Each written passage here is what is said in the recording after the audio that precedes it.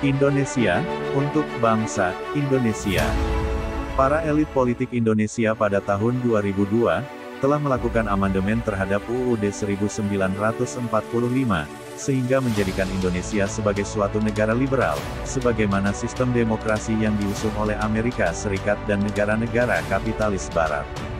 Pasal 6 ayat 1 dalam UUD 1945 hasil amandemen, yang semula menyatakan bahwa presiden ialah orang Indonesia asli yang bersama wakil presiden dipilih oleh MPR, telah mereka rubah menjadi calon presiden dan calon wakil presiden harus seorang warga negara Indonesia sejak kelahirannya, dengan keterangan tambahan lainnya.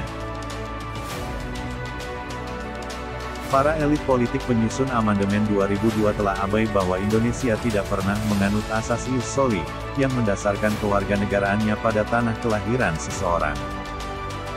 Amandemen tersebut rawan terhadap kehadiran warga negara nasionalis, yang lahir dari orang-orang asing yang gelombang demi gelombang bermigrasi ke Indonesia. Akibatnya, akan terjadi multikulturisme yang mengganggu proses akulturasi budaya daerah-daerah, menuju kepada Kebineka Tunggal Ikaan kaum pribumi. Amandemen terhadap UUD 1945, yang tanpa didahului oleh persetujuan dalam suatu jajak pendapat rakyat, berakibat pada bergulirnya euforia demokrasi liberal sampai lahirnya sebuah undang-undang pada tahun 2008. Undang-Undang Nomor 40 Tahun 2008 tentang penghapusan diskriminasi ras dan etnis, telah disalahgunakan oleh beberapa oknum masyarakat Arab, untuk melakukan tindakan-tindakan yang rasis terhadap kaum pribumi bangsa Indonesia. Di antaranya yang fenomenal adalah pernyataan secara terbuka, bahwa belajar dari seorang Habib yang bodoh, lebih baik daripada belajar dari 70 orang kiai yang alim. Habib adalah istilah bagi ras Arab yang mengaku derajatnya adalah lebih tinggi daripada para kiai yang ulama pribumi. Pernyataan yang rasis juga disampaikan oleh tokoh terkemuka mereka ke publik, tentang amanat almarhum Presiden Soekarno proklamator kemerdekaan dan pemimpin besar revolusi Indonesia, bahwa untuk beragama Islam tidak perlu menjadi orang Arab. Habib itu menyangkal keras dengan pernyataannya, bahwa seorang Muslim harus mencintai orang Arab. Presiden yang hasil pemilihan langsung oleh rakyat Indonesia juga telah dinistanya, sebagai presiden goblok, dan Menteri Agama RI dihinanya sebagai sesat dan kurang ajar, sehingga istana disebutnya adalah istana iblis. Kelakuan yang rasis dan provokatif demikian, telah menyebar pada segolongan masyarakat Arab, sehingga begitu tega hati menginginkan Sultan Syarif Abdul Hamid Al-Qadri II, yang Jenderal Mayor Tentara Belanda, dan Ajudan Istimewa Ratu Belanda diusulkan menjadi pahlawan nasional.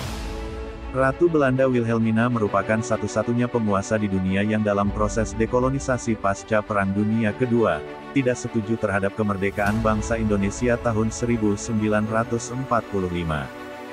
Jenderal Mayor Sultan Syarif Abdul Hamid Al-Qadri adalah perwira tinggi Angkatan Darat Belanda, yang turut menyetujui dilancarkannya agresi bersenjata Belanda ke Indonesia pada tahun 1947. Bangsa pribumi yang disebut Inlander di zaman Belanda yang disamakan dengan anjing, setelah Indonesia merdeka berhak menuntut Indonesia untuk bangsa Indonesia. Para oknum dari masyarakat Arab telah memendam fakta sejarah kelam Sultan Syarif Abdul Hamid Al-Qadri II itu, dan mengusungnya dengan data sebagai perancang lambang negara Bhinneka Tunggal Ika. Sultan Syarif Abdul Hamid Al-Qadri II sejatinya hanya pemenang sayembara, yang rancangannya kemudian diproses oleh Panitia Lencana Negara, dengan hasil yang bentuknya sudah jauh berbeda dengan rancangan awalnya. Panitia Lencana Negara yang dibentuk pada tanggal 10 Januari tahun 1950, terdiri dari Muhammad Yamin sebagai ketua, dengan anggota-anggotanya, Ki Hajar Dewantoro, M.A. Pelaupesi, Muhammad Natsir dan R.M. Ngabehi Purbatcaraka. Sultan Syarif Abdul Hamid Al-Qadri II kala itu adalah sosok yang ditunjuk oleh Soekarno-Hatta, sebagai menteri tanpa portofolio dalam Kabinet Republik Indonesia Serikat atau RIS tahun 1949.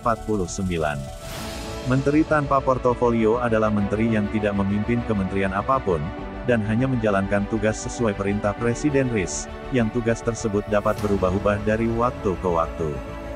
Republik Indonesia Serikat merupakan bentuk negara hasil dari konferensi meja bundar, tanggal 23 Agustus sampai tanggal 2 November tahun 1949 di Den Haag, Belanda, yang dihadiri oleh PBB sebagai penengah, pihak Republik Indonesia, pihak Belanda dan pihak BFO, atau Bijeenkomst voor Federal Overleg, yaitu negara-negara federal di Indonesia buatan Belanda.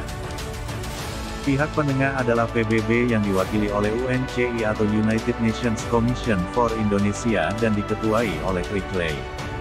Dari pihak Belanda diketuai oleh J.H. van Marseven, dari pihak Indonesia diketuai oleh Wakil Presiden dan Proklamator Kemerdekaan yaitu Muhammad Hatta dengan anggota-anggotanya, Muhammad Rum, Supomo, Jelei Mena, Ali Sastroamijoyo, Juanda, Sukiman, Suyono Hadinoto, Sumitro Joyo Hadikusumo, A.K. Primbodikdo, Muwardi dan T.B. Simatupang, seorang tentara Indonesia yang berpangkat kolonel. Adapun dari pihak BFO, atau Bijeenkomst voor Federal Overleg, yaitu dari pihak negara federal buatan Belanda dipimpin oleh Sultan Syarif Abdul Hamid Al-Qadri II, yaitu seorang tentara Belanda yang berpangkat Jenderal Mayor. Sultan ke-7 dari Kesultanan Arab Pontianak yang terbentuk di zaman kolonial tahun 1771 tersebut, pada 1949 terlibat dalam kegiatan teror Westerling di zaman Revolusi Fisik Indonesia tahun 1945 sampai tahun 1950. Bertentangan dengan Jenderal Mayor Sultan Syarif Abdul Hamid Al-Qadri II yang pro-Belanda, pada era perjuangan dan era mempertahankan Indonesia merdeka, terdapat juga para pahlawan nasional yang orang Arab, antara lain seorang perintis kemerdekaan bernama Hamid Al-Qadri, yang lahir di Pasuruan pada tanggal 10 Juli tahun 1912. Ia bersama keluarganya mempunyai nama besar di tataran sosial politik Indonesia. Kemiripan nama besar Hamid Al-Qadri pahlawan nasional yang anti-Belanda dengan Sultan Syarif Abdul Hamid Al-Qadri II yang pro-Belanda, sangat rawan terhadap terjadinya kebohongan publik yang menyesatkan sejarah kebangsaan. Usaha ke arah penyesatan nampak dari maraknya hoaks akhir-akhir ini, di dunia maya dan juga nyata, yang menginginkan Sultan Syarif Abdul Hamid Al-Qadri II menjadi pahlawan nasional. Keinginan tersebut terkait dengan waktu kehadiran para Habib Arab, yang berperilaku rasis di zaman ini, yang merendahkan martabat para kiai sebagai pemimpin umat Islam pribumi sejak zaman Wali Songo abad ke-14. Sudah mulai nampak reaksi dari segolongan masyarakat pribumi, terhadap kelakuan para oknum Habib tersebut, yang dirasakan telah sangat merendahkan harkat bangsa. Jika rasisme para oknum kaum Arab di Indonesia ini merupakan suatu tesis sosial, maka dalam teori dialektika Hegel, akan terjadi antitesisnya berupa rasialisme kaum pribumi, yang berbahaya bagi persatuan nasional. Persatuan Indonesia akan menuntut Indonesia untuk bangsa Indonesia. Mewakili para orang tua pribumi Indonesia, kami ingin mengingatkan agar para putra-puteri bangsa Indonesia dapat hidup aman, tenteram dan sejahtera di tanah tumpah darahnya sendiri. Hidup bersama tanpa membedakan suku, ras, golongan dan agama atau sara, tapi dalam berbagi hidup ini dengan keturunan para imigran asing, kaum pribumi tidak boleh lagi dianggap ras inlander yang sejajar dengan anjing seperti dulu, atau dimaki-maki seperti anjing yang sering terjadi sekarang ini. Para putra-puteri bangsa juga harus sadar, agar tidak terus-menerus terbawa arus tipu daya asing karena politik, uang, maupun manipulasi agama atau kebudayaan apapun. Terima kasih.